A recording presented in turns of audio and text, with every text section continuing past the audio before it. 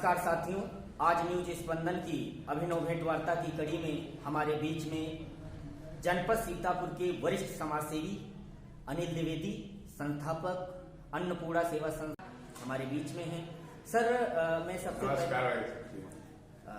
पहले मैं आपसे जानना चाहता हूं कि अभी किसान आंदोलन के आज लगभग 65 दिन हो गए, तो सर जो सारे देश के किसान आंदोलन कर रहे हैं, अभी 26 जनवरी में ये आंदोलन कई तरह से हिंसक भी हुआ जी। सबसे पहले सर, जो किसानों की पीड़ा है, आप उस पीड़ा को जमीनी स्तर से, यानी सरकार दृष्टिकोण से ना, जमीनी स्तर से आप उसके बारे में कुछ परिचर्चा करें। हाँ, बहुत अच्छा प्रश्न है चंद्रशेखर जी आपका। मैं आपके चैनल के माध्यम से पूरे देश के किसानों से जुड़ना चाहता हूँ, और जो लोग किसान नहीं हैं, भारतीय हैं, अन्य कामों में अपनी रोजी रोटी आगे बढ़ा रहे हैं, मैं सबसे कहना चाहता हूँ, ये आंदोलन सिर्फ किसानों का नहीं है, ये आंदोलन देश के हर उस नागरिक का है जो अन्न खाता है, और अन्न के माध्यम से सारे लोग कहीं ना कहीं जुड़े हैं। मैं सबसे पहली बात ये कहना चाहता हूँ, आखिर ऐसी क्या स्थिति बनी कि 65 दिन से लोग अपना घर बार छोड़ करके दिल्ली के बॉर्डर पर डटे हैं। और दिल्ली तो सबकी है, पहली बात तो रोका नहीं जाना चाहिए, दिल्ली हर देशवासी की है, दिल्ली में जाने देना चाहिए। अब स्थितियां ये आती हैं, जो आपका प्रश्न था कि आखिर ये क्यों कानून सरकार ने बनाया। मैं एक बात कहना चाहता हूं आपके माध्यम से, जैसे कोई चीज हमें नहीं चाहिए तो आप हमें काहे जबरदस्ती देना चाह रहे हो। किसान नहीं मांग कर रहा है, और जो किसान मांग रहा है वो आप देना नहीं चाहते हो। मैं कहना चाहता हूं, जो 3 कानून बनाए, ये तीनों कानून की आवश्यकता नहीं है। कॉन्ट्रैक्ट फार्मिंग का एक मॉडल हमारे पंजाब में पहले हुआ था, पूरी तरह फेल हो गया। मैं सरल भाषा में कहना चाहता हूं, जो कॉन्ट्रैक्ट फार्मिंग है, लोग हमसे खेत एग्रीमेंट उनसे होगा, वो हमें बीज देंगे, हमें खाद देंगे, और जो हम उपजाएंगे वो अपने वहां स्टोर करेंगे, फिर हम लोगों के हाथ वो महंगा बेचेंगे। पहले सीमा थी कि इससे ज्यादा कोई भी व्यापारी स्टोर नहीं कर सकता, इन्होंने वो बैरिकेड हटा दिया। अब चाहे जितना आप स्टोर कर लें, किसानों का नुकसान होगा, किसानों को तुरंत चाहिए उसको पैसा अगली फसल के लिए। और होता क्या है कॉन्ट्रैक्ट फार्मिंग में, कि उसमें व्यवस्था है कि ये लैब टेस्ट होगा आपका जो पैदा करोगे, और लैब में वो मिल करके उसको असफल कर दिया जाता है, और फिर वही किसान का 2500 का एग्रीमेंट होता है, और 1000 रुपए में भी लेने को कोई तैयार नहीं होता है। मैं कहना ये चाहता हूं सरकार से कि सरकार किसानों की ना दुश्मनी किसानों से सरकार की है, ना सरकार की किसानों से, बात समझने की है कि एक तो किसान के बारे में सोचा है कि हम न्यूनतम समर्थन मूल्य मांग रहे हैं। जो एमएसपी का जो एक बात चल रही है, तो कायदा तो ये होना चाहिए, जैसे जापान में 6000 रुपए क्विंटल धान है, वहां लाभांश, अत्यधिक लाभांश किसान को दिया जाता है। तो कम से कम यही सोचे यहाँ की सरकार कि हम न्यूनतम समर्थन मूल्य मांग रहे हैं, वही दिया जाए। आप कभी चंद्रशेखर जी, मैं आपके माध्यम से लोगों से बताना चाहता हूं कि एक हम दुकान खोलते हैं, हम सारा सामान लाते हैं दुकान के लिए, फिर अपने खर्चे जोड़ करके उसका रेट तय करते हैं कि ये इतने में हम बेचेंगे। किसान पैदा करता है गन्ना, चावल, धान, गेहूं, तमाम और सब्जियां, सारी चीजें, और रेट सरकार तय करती है। मैं कहना चाहता हूं कि तीनों कानून वापस हो। इसमें सबसे बड़ी खामी इस कानून में जानते क्या है, कि हम न्यायालय नहीं जा सकते हैं। मतलब सर्वोच्च न्यायपालिका, जब हम सब निराश होते हैं और उम्मीद रहती है कि हम न्यायालय में जाएंगे, हमें उचित मेरे साथ न्याय होगा, और हम वहां जा ही नहीं सकते हैं। हम उसमें खाली एसडीएम साहब के वहां तक जा सकते हैं अगर हमारी कोई समस्या है, हमारी कॉन्ट्रैक्ट फार्मिंग टूट जाती है, या हमारा धान वो नहीं लेते हैं कॉन्ट्रैक्ट के हिसाब से। तो मैं कहना चाहता हूं कि ये कानून किसानों को नहीं चाहिए, तो सरकार किसानों कानून को रद्द करे और किसानों के हित में एमएसपी का कानून बना दे। सरकार के लिए मैं लिखित दे दूंगा। जब आप लिखित देने को तैयार हो, आपकी मंशा सही है, तो आप कानून बना दीजिए, सारा विवाद खत्म हो जाएगा। और एक क्रम में और मैं कहना चाहता हूं, शांतिपूर्ण आंदोलन चल रहा था, 26 जनवरी को ट्रैक्टर मार्च, कुछ घटनाएं घटी जो नहीं घटनी चाहिए थी, देश शर्मसार हुआ। लेकिन अगर हम उसकी जांच में, उसके पहलू में जाएं कि वो घटना को अंजाम देने वाले तथाकथित कौन लोग थे, सब रिजल्ट निकल के आ जाएगा। सम सिद्धू का नाम आ रहा है, वो किस दल में है, किसका चुनाव एजेंट था, किसके साथ उसकी फोटो वायरल हो रही है, किसके साथ वो चाय पी रहा है, तो अगर निष्पक्ष होकर के बातें ली जाए, और मैं वहीं आपके माध्यम से लोगों से निवेदन करता हूं कि सर्वोच्च न्यायपालिका हमारी अस्मिता की प्रतीक है, उस पर कटाक्ष ना करें। किन्हीं परिस्थितियों में कभी कभी निर्णय कैसे हो जाते हैं अलग बात है, लेकिन वो हमारा प्रतीक है, हमारा अस्मिता की प्रतीक है सर्वोच्च न्यायपालिका, और मैं उसका सम्मान करता हूं। और जो दूसरा झंडा फहराया गया वहां पे, जिस पे विवाद बहुत हो रहा था, ये लाल किला पे कोई झंडा हटाया नहीं। हालांकि झंडा नहीं लगाना चाहिए था, कोई धार्मिक झंडा, लेकिन मैं कहना चाहता हूं कि ऐसी स्थिति बनने ही क्यों सरकार ने दी जो इस स्थिति पे हम आ गए। सर, लगभग 65 दिन से भारतीय किसान यूनियन के राष्ट्रीय अध्यक्ष राकेश टिकैत गाजीपुर बॉर्डर पे हैं, और उसके अतिरिक्त लगभग भारत के सभी किसान संगठन इस किसान आंदोलन में कार्य कर रहे हैं। लेकिन अभी कई राजनीतिक संगठन भी इस किसान आंदोलन में शामिल हो रहे हैं। तो सर, मैं जानना चाहता हूं, क्या ये आंदोलन राजनीतिक रूप ले रहा है? इस पे आपका क्या कहना है? मैं ये कहना चाहता हूं, ये आंदोलन बिल्कुल अराजनीतिक है, राजनीति का इसमें कोई योगदान नहीं है। और जब विपक्ष कमजोर होता है तो जनता जब आ जाती है विपक्ष बन करके, तो ये निश्चित तौर से हम कह सकते हैं क्रांति का प्रतीक ये आंदोलन बनने जा रहा है। और जब जब जनता विपक्ष बनी है तब तब एक क्रांति देश में हुई है और बदलाव आया है, ये उसी का प्रतीक है। और जिस तरीके से टिकैत ने उस दिन अपना भावनात्मक इंटरव्यू दिया और वो रो दिए, तो आंसू टिकैत के नहीं है, वो आंसू पूरे देश की आम जन भावनाओं के आंसू हैं। और सरकार को सोचना चाहिए कि, और मैं आपके माध्यम से, आपके चैनल के माध्यम से, जितने भी वहां 131 अभी तक लोग शहीद हुए हैं, चाहे बीमारी से हुए हैं, चाहे कुछ लोगों ने आत्महत्या कर दी है, मैं उनको श्रद्धांजलि अर्पित करता हूं। और सरकार से बिना हाथ जोड़ के विनती करता हूं कि किसानों की समस्याओं को देखते हुए उनकी जो अंदर एक खतरा बैठ गया है कि उनके आने वाली पीढ़ी का भविष्य क्या होगा, खेती सब लोग यही लोग मिलेंगे, बड़े बड़े लोग, मैं कहना चाहता हूं कि सरकार किसानों की सुने और इस देश में क्रांति ना बनने पाए। आम जो युवा है वो इस आंदोलन को कहीं और आगे तक न ले जाने पाए और कानून रद्द करे और किसानों को सम्मान उनके घर वापस करे और उनको पूर्ण रूप से एमएसपी का कानून बना दे कि नहीं, ये देश में 80% किसान प्रधान देश है, तो ये किसानों के हित में ही सारे निर्णय सरकार करेगी, क्योंकि इन्हीं सबको वोट देकर के हमने बनाया। हम न्यायालय क्यों जाए? हमने आप वोट दिया, मैं आपसे मांग करूंगा, और आप इसीलिए बैठे हैं सरकार में, संसद इसीलिए होती है कि जो चीजें नहीं बन रही है उनपे अगर हितकर है या नहीं हितकर है निर्णय ले। देखिए, जैसे संविधान में साफ साफ कहा गया है कि कोई भी नया कानून आता है या अध्यादेश आता है, उसमें अगर एक भी सांसद विरोध कर देता है तो उस पर चर्चा की जानी चाहिए, डिबेट होनी चाहिए, उस पर बहस होती, वोटिंग होती, और सर्वधर्म से पारित कर दिया। ये संविधान के लिए हितकर नहीं है। सर, किसान आंदोलन के 2 महीने से अधिक हो गए हैं जी। ऐसे में किसान सब आंदोलन कर रहे हैं, तो उनकी जो दिनचर्या के कार्य होने चाहिए थे वो नहीं हो पा रहे हैं। ऐसे में जो देश की अर्थव्यवस्था घट रही है, या इसका क्या असर पड़ेगा, इस पे आपका क्या कहना है? नहीं, बहुत बढ़िया प्रश्न है। वैसे भी चंद्रशेखर जी, वर्तमान समय में देश के हालात बहुत अच्छे नहीं है। आर्थिक रूप से अगर हम चर्चा करें, अर्थव्यवस्था पूरी तरह से चरमराई हुई है।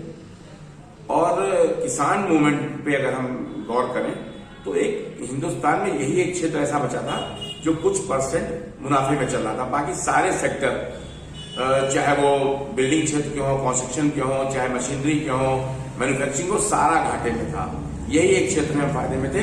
वो भी ऐसे कानून ऐसे समय में आ गए कि किसान आंदोलन हो गया, उसके जमीनों पे लोग कुछ चंद लोग कब्जा करने की स्थिति बनती जा रही है। तो इसको बर्दाश्त नहीं करेंगे और करना भी नहीं चाहिए। हमारी अपनी जो चीज है उसको हम कैसे किसी को दे देंगे? तो अर्थव्यवस्था पे बहुत कुप्रभाव पड़ा है और पड़ेगा। और अगर कहीं ऐसा होगा किसान इधर व्यस्त हो, आगे फसल ना हुई, तो भुखमरी की भी स्थिति देश में बनेगी। और मैं सरकार से कहना चाहता हूं, इस आंदोलन को दृष्टिगत करके माननीय देश के प्रधानमंत्री जी 50-55 किलोमीटर की दूरी पे हैं। एक बार किसानों का दर्द भी देख लें कि ऐसी क्यों स्थितियां बनती जा रही हैं कि हम आमने सामने टकराव की स्थिति में आते जा रहे हैं। वो स्थिति ना आने पाए, वो स्थिति खत्म हो जाए और एक रास्ता निकाल करके, हम तो सीधी बात जानते हैं, हमें जो चीज जरूरत नहीं वो आप हमें काहे दे रहे हो? मांगे तो इस देश में कुछ मिल नहीं रहा है और बिना मांगे। और ऐसी क्या स्थिति आ गई थी कि इस कोरोना काल में आपको ये तत्काल प्रभाव से कानून बनाने पड़ गए, या कानून आपने लागू कर दिए, ध्वनिमत से पारित कर दिया, किसी की आपने सुनी नहीं। एक बात और कहना चाहता हूं कि जिन दो बड़े उद्योगपतियों का नाम बड़ा चर्चा में है, आप भी देख रहे होंगे, अडानी और अंबानी, ऐसे कैसे इनको इस कानून के बारे में पूर्वाभ्यास हो गया? इन्होंने बड़े बड़े गोदाम हरियाणा और पंजाब में बना लिए। ये कैसे इनको संज्ञानित था कि ऐसा कानून बनने जा रहा है कि जो स्टोरेज कैपेसिटी पे बैरिकेड था वो सरकार ने हटा दिया है, अब हम कितना भी स्टोर कर लें, वो कैसे जान गए? ये लीकेज कैसे हो गई? मैं तो कहता हूं कि सरकार जो भी बने, यहां दल की बात ही नहीं है। वर्तमान में सरकार है, मैं सबका सम्मान करता हूं, और संसद का, लाल किले का और देश का सम्मान सर्वोच्च न्यायपालिका का हमारी प्राथमिकता पे होना चाहिए, क्योंकि हम सब देशवासी हैं, भारत माता के बेटे हैं। तो भारत माता आज कराह रही है, भारत माता के आंचल पे छींटे पड़ रहे हैं, उनको दाग रहित करना है, देश फिर से शर्मसार ना हो और कोई ऐसी स्थिति ना बने कि हम टकराव की स्थिति में आ जाए। एक देश के प्रधानमंत्री आदरणीय लाल बहादुर शास्त्री जी ने कहा था, जब अमेरिका अपनी नीतियों को पालन करने के आधार पर हमें राशन देना चाह रहा था, हमने कहा था, उस समय नारा दिया गया था, जय जवान जय किसान। तो मेरा सरकार से हाथ जोड़ के निवेदन है कि उस जवान को किसान के खिलाफ ना खड़ा होने दे। वो जो स्लोगन है जय जवान जय किसान ही बना रहे, क्योंकि बॉर्डर पे उनके खून गिरता है, उनका पसीना गिरता है, और इस खेत में किसान का खून और पसीना गिरता है, तब जो यहाँ उपज होती है वो किसान का बेटा जवान खा के मजबूत होकर के सरहद पे हमारी सुरक्षा में खड़ा होता है, वीआईपी सुरक्षा में लगता है, माननीय प्रधानमंत्री की सुरक्षा करता है, राष्ट्रपति की सुरक्षा करता है। तो देश में हालात ऐसे ना हो कि आमने सामने की स्थिति ना बने, और बीच का रास्ता निकाल करके कानून सरकार रद्द करे, किसानों की बात सुने, और एमएसपी जो न्यूनतम समर्थन मूल्य हम मांग रहे हैं उसकी गारंटी, उसका कानून बनाते, सारा विवाद समाप्त हो जाएगा। सर, मैं आपसे जानना चाहता हूं, अभी 7-8 साल में भारत सरकार की ओर से कई ऐतिहासिक फैसले लिए गए, जिनमें सीए, एनआरसी, राम मंदिर, 3 तलाक, धारा 370, नोटबंदी, ये ऐतिहासिक फैसले लिए गए। इसमें कई तरह के जो उतार चढ़ाव आए, लेकिन इन हर मुद्दे पर भारत सरकार पूरी तरह से आंदोलन किसी भी तरह का ना होने पाए वो प्रशासन की ओर से मैनेज कर लिया गया। परंतु क्या वास्तव में यह किसान आंदोलन में यह स्थिति पैदा हो रही है? क्या वास्तव में अभी सरकार को ये लग रहा है, या सरकार वास्तव में इस आंदोलन को भी दबाने में कामयाब रहेगी, या यह आंदोलन किसानों की पक्ष में जाएगा या सरकार के पक्ष में जाएगा? इसमें इस पर आपका क्या कथन है? देखिए, जो आज के हालात हैं, और कल मोदी जी का जो एक देश के प्रधानमंत्री कहा था कि किसानों के और सरकार के बीच में बस एक फोन कॉल का अंतर है, तो मुझे लगता है कोई रास्ता खुलने की स्थितियां बन रही हैं। 26 के बाद जो स्थिति एकदम चेंज हुई थी कि सरकार जोर जबरदस्ती करके ये गाजीपुर बॉर्डर खाली करना चाह रही थी, लेकिन जब किसानों का हुजूम फिर से चला और आंदोलन पुनः खड़ा हो गया, उसको बदनाम करने की बहुत साजिश रची गई, और दबाने का तो प्रयास सरकार ने इतना किया कि जो मदद कर रहे थे उनके खिलाफ तमाम धाराएं, एनआईए की नोटिस, तमाम लोगों की गिरफ्तारियां, और फिर जिस तरीके से अभी नेताओं के ऊपर राष्ट्रद्रोह का मुकदमा और तमाम यूपीआई करके मुकदमे लगा दिए गए हैं, ये उचित नहीं था। आप ये सोचिए, इतने बड़े हुजूम में उस हिसाब से हिंसा कुछ भी नहीं हुई। अगर लाल किले की घटना को हम उससे हटा दें तो पूरा शांतिपूर्वक आंदोलन रहा। अब प्रश्न उसमें ये जाया जाए कि वो लोग वहां लाल किला पे कैसे पहुंच गए। सबसे पहले तो भारत सरकार के गृह मंत्री से मैं पूछना चाहता हूं कि कौन सी स्थितियां थी जो सीधे इतनी सुरक्षा के बावजूद लोग ऊपर चढ़ गए? माने हमारा खुफिया तंत्र पूरी तरह फेलोर हो गया। इतने और जो आंदोलन का आपने पहले से जिक्र किया, तमाम बड़े बड़े मुद्दों पे निर्णय सरकार ने लिया। नोटबंदी के पक्ष में ना तब हम लोग थे ना आज है। जैसे हम एक आसान सा उदाहरण आपको देते हैं कि नई गाड़ी हम लेके आए हैं और गाड़ी व्यवस्थित तरीके से चले तो हम इंजन नहीं खुलवाते हैं। आपने कहा नोटबंदी के बाद काला धन आ जाएगा, आज तक जवाब नहीं आ पाया कितना काला धन आया। सीए एनआरसी हुआ, चलिए ठीक है, अलग स्थितियां थी। राम मंदिर पे कोई विरोध नहीं हुआ, सब राम को मानते हैं, सबने शासन न्यायपालिका ने निर्णय दिया, सबने स्वीकार कर लिया। धारा 370 चलिए ठीक हुआ। लेकिन ये जो किसानों का आंदोलन है, जब हमारी हर चीज जो हमने खून पसीने नहीं वो लोग लेने की स्थिति बनेगी तो लोग बर्दाश्त नहीं करेंगे। और मुझे जो लग रहा है इसका भविष्य आंदोलन का ये क्रांति का प्रतीक है। अभिव्यक्ति की आजादी भी आप समाप्त कर रहे हैं। हम कुछ कहेंगे तो राष्ट्रद्रोह आप लगा देंगे। कम से कम मेरी उचित बात सुनी तो जाए। सरकार से अपेक्षा है, हम MP MLA बनाते हैं, अपना वोट देते हैं, और तो हमारा ये अधिकार बनता है कि अगर गलत हो रहा तो उस पर कहें, और जब कहें तो उस बात पे NIA और राष्ट्रद्रोह नहीं लगना चाहिए, ED की जांच नहीं होनी चाहिए। क्या पहले की सरकारों में अन्ना जी के आंदोलन को देख लीजिए, कितना जबरदस्त आंदोलन हुआ, लेकिन कहीं उसको क्रैश करने के लिए पावर का इस्तेमाल नहीं किया गया। ठीक, आप सरकार में हो, सत्ता में हो, सत्ता परिवर्तित होती रहती है और सत्ता जनता से ही बनती है। अगर उस दिन किसान 26 जनवरी को जाना चाह रहे थे जनपद पर, अरे राजपथ पे नेता लोग चलते हैं तो जनपद पे तो किसान चल ही सकता है। हम जनपद पे अगर अपना ट्रैक्टर लेकर जाना चाह रहे थे, मेरे लिए तो वही मर्सिडीज है, किसानों के लिए वही उनकी मोटरसाइकिल है, और जाने के लिए नहीं परमिशन दी गई, और जो परमिशन दी गई उस पर बैरिकेड्स कर दिए गए। तो कहीं ना कहीं एक चालबद्ध तरीके से उस आंदोलन को बदनाम करने की साजिश रची गई। फिर भी ऊपर वाला किसानों के साथ में है। इतनी जल्दी कोई आंदोलन खत्म होने के बाद खड़ा नहीं हुआ, जितनी जल्दी आंदोलन पुनः उसी स्थिति में आ गया है, और अब किसी उससे मजबूत स्थिति में आ गया है। गांव क्षेत्रों में लोग मीटिंग हो रही है किसानों की, और निर्णय लिया जा रहा है कि कोई भी राजनीतिक व्यक्ति का प्रवेश नहीं किया जाएगा गांव में। तो मैं पुनः कहना चाहता हूं आपके माध्यम से कि अन्य जो बड़े बड़े मुद्दों पे क्रैश किए गए आंदोलन, ये आंदोलन आम जन का आंदोलन है। ये इस देश की हर बहू बेटी, हर बच्चे, हर बूढ़े का आंदोलन है। आप देखो 90-90, 95 साल के लोग वहां डटे हुए हैं, कह रहे हम कफन लेकर के आए हैं। तो जब आदमी इस लेवल पे आ जाता है कि हमें आर पार कर देना है, ठीक है आप गोली चलाओगे, हम गोली खा लेंगे। तो मैं वही चाह रहा हूं वर्तमान सरकार से कि ये स्थिति ना आए। अपना बच्चा समझ करके, आप पालने के लिए गद्दी आपको मिली है, तो ये देशवासियों को अपना बच्चा समझ करके उसके साथ आप वैसा व्यवहार करें, और जो मुकदमे कायम किए गए हैं, ये सारे मुकदमे वापस हों, और जो वास्तविक रूप से जिन्होंने झंडा लगाया वो फोटो से क्लियर है, उनके खिलाफ एक्शन लिया जाए, और किसानों के पक्ष में ये तीनों कानून रद्द करके जो MSP है, न्यूनतम समर्थन मूल्य का कानून बना दिया जाए, जिससे हमारी FCI वगैरह जीवंत रहे। वरना FCI भी थोड़ी देर बाद खत्म हो जाएगा, और ये सारे यही कुछ लोग स्टॉक करेंगे, और हम लोग वही महंगी महंगी चीजों पे खरीद करके खाएंगे, और सारा प्रॉफिट, मुनाफा देश का इनके पाले में जाएगा, चंद उद्योगपतियों के।